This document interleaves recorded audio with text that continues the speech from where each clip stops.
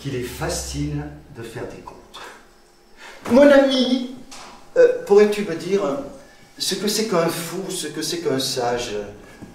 Pourquoi pas, attendez, un fou, c'est un homme malheureux, et par conséquent, un homme heureux et sage. Et qu'est-ce qu'un homme heureux ou malheureux? Pour celui-ci, il est aisé. Un homme heureux est celui dont le bonheur est écrit là-haut, et par conséquent, celui dont le malheur est écrit là-haut est un homme malheureux. Si vous me savez peu de gré de ce que je vous dis, sachez-m'en beaucoup de ce que je ne vous dis pas. Jacques, mon maître, il serait écrit sur le grand rouleau, Jacques se cassera le cou tel jour, et Jacques ne se casserait pas le cou. Concevez-vous que cela se puisse, quel que soit l'auteur du grand rouleau. Il est écrit là-haut que tant que Jacques vivra, et que tant que son maître vivra, et même après qu'ils seront morts tous deux, on dira Jacques et son maître.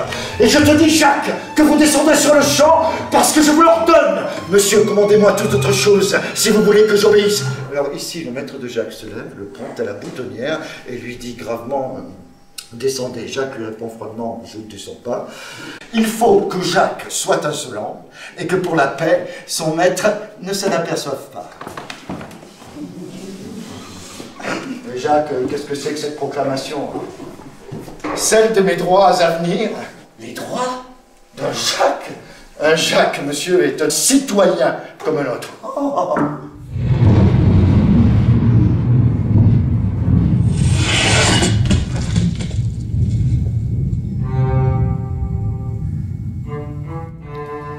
On ne sait jamais ce que le ciel veut ou ne veut pas. Et il n'en sait peut-être rien lui-même. Restons comme nous sommes fort bien tous deux. Et que le reste de notre vie soit employé à faire un proverbe. Quel proverbe? Jacques mène son maître. Eh bien, Jacques, me diras-tu enfin comment ton pucelage à toi fut manqué à deux? Interrogeant la gourde.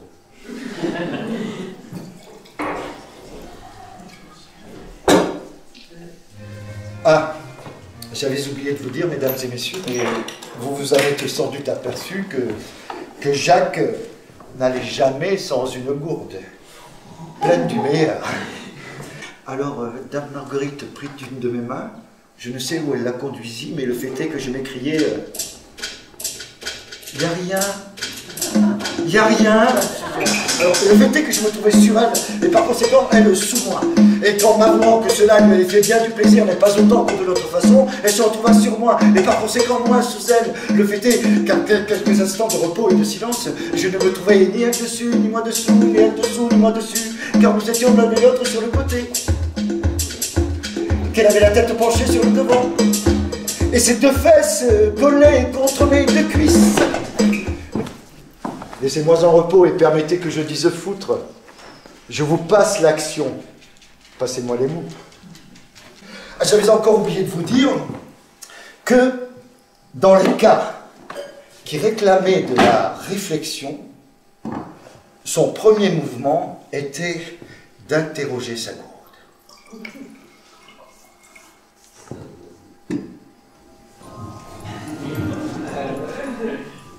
Lorsque la Pythie et Jacques prononçaient leurs oracles, ils étaient ivres, tous les deux.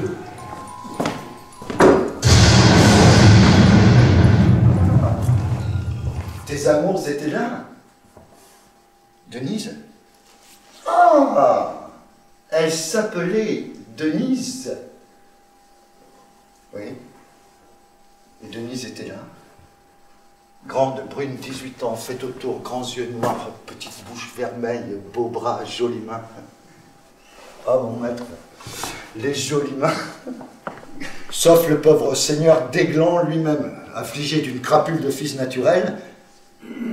Et pour finir avec cette histoire, le concierge du château décède.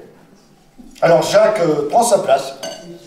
Il épouse Denise, avec laquelle il vit, adoré par sa femme, car c'est ainsi qu'il était écrit.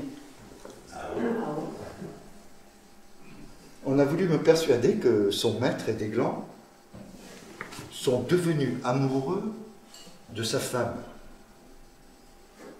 Je ne sais trop ce qu'il en est, mais je suis sûr que Jacques se disait le soir à lui-même, s'il est écrit là-haut que tu seras cocu, Jacques, tu auras beau faire,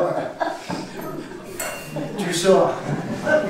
Non, mais s'il est écrit au contraire que tu ne le sauras pas, elles auront beau faire, tu ne le sauras pas. Dors donc, mon ami.